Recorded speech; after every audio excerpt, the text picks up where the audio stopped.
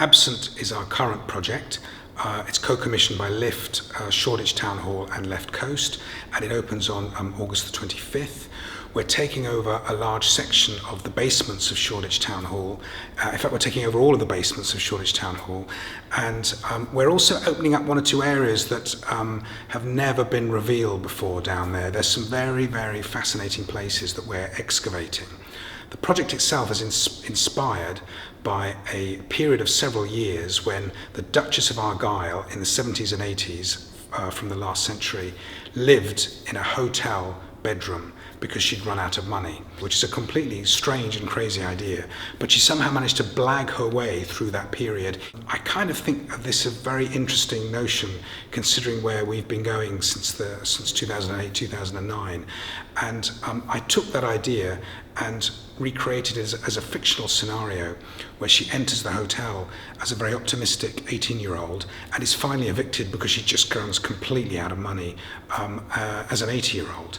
And I'm kind of really interested in that point when she arrives, that point when she leaves, and then what happens to the hotel in the interim, because the hotel starts to become developed, it's taken over by a conglomerate, and this conglomerate decide that they need to re-energize the hotel economically, and they start redeveloping it. I think what's really interesting about this production for me is that it's not a biopic of a character. In fact, you never actually meet the protagonist throughout the whole production, but you are very, very aware of her through her absence. I'd call this a promenade installation.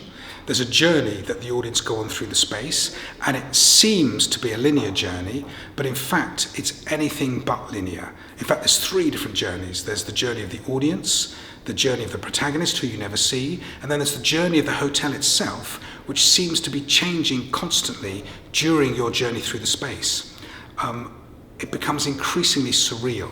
I think what the audience can expect is definitely not the expected. They seem to begin in a very familiar space, but they end up in an extremely unfamiliar space on all levels. I think there's many different ways that you can enjoy a Dream Think Speak production. There are many different layers to it. There's the filmic layer, the installation layer, the model making is a really key part of it. The architectural modelled landscapes are really extensive in this production, and there's the live performance element as well, and all these things mixed together.